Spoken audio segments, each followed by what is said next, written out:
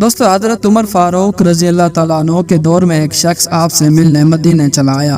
جب مدینے کے پاس پہنچا تو آدھی رات کا وقت ہو چکا تھا، ساتھ میں حاملہ بیوی تھی، تو اس نے مدینے کی حدود میں ہی خیمہ لگا لیا اور صبح ہونے کا انتظار کرنے لگا۔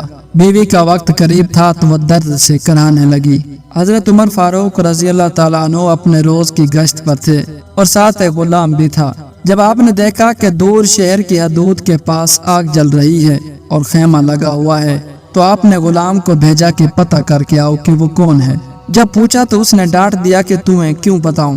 جب آپ خود گئے تو بھی اس نے نہیں بتایا۔ آپ نے کہا کہ اندر سے کرانے کی آوازیں آتی ہیں، کوئی درد سے چیخ رہا ہے، بتاؤ بات کیا ہے۔ تو اس شخص نے بتایا کہ میں امیر المومنین حضرت عمر فاروق رضی اللہ تعالیٰ عنہ سے ملنے مدینے آیا ہوں۔ میں غریب ہوں، رات کا وقت ہے تو خیمہ لگا لیا اور صبح ہونے کا انتظار کر رہا ہوں۔ بیوی امید سے اور وقت قریب آن پہنچا ہے تو آپ رضی اللہ تعالیٰ عنہ جلدی سے پلٹ کر جانے لگے کہ ٹھہرو میں آتا ہوں۔ آپ اپنے گھر گئے اور فوراً اپنی زوجہ سے مخاطب ہو کر کہا، اگر تمہیں بہت بڑا اجر مل رہا ہو تو لوگی۔ زوجہ نے کہا، کیوں نہیں؟ تو آپ نے کہا کہ چلو میرے ساتھ، میرے دوست کی بیوی حاملہ ہے، وقت قریب ہے، چلو اور جو سامان پکڑنا ہے پکڑ لو۔ آپ کی بیوی نے گھی اور دانے پکڑ لیے اور آپ کو لکڑی پکڑنے کو کہا۔ آپ نے لکڑیاں سر کے اوپر رکھ لی۔ سبحان اللہ، یہ کوئی کونسلر، ناظم، ایم پی اے یا ایم این اے نہیں، دوستو یہ ان کا ذکر ہو رہا ہے جو 22 لاکھ مربع میل کا بادشاہ ہے، جس کے قوانین آج بھی چلتے ہیں، جو عمر فاروق اعظم ہیں۔ جب وہ لوگ وہاں پہنچے تو فوراً کام میں لگ گئے۔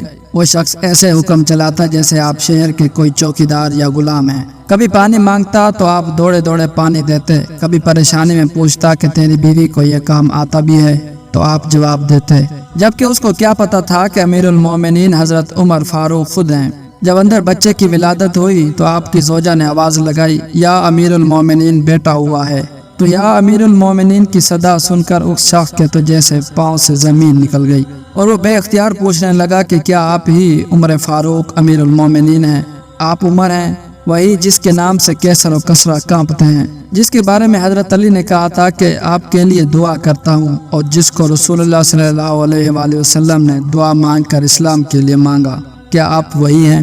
آپ نے فرمایا، ہاں میں وہی ہوں۔ اس نے کہا کہ غریب کی بیوی کے کام کاج میں آپ کی بیوی خاتون اول لگی ہوئی ہے، اور دھوئیں کے پاس آپ نے اپنی داڑھی لپیٹ لی اور میری خدمت کرتے رہے۔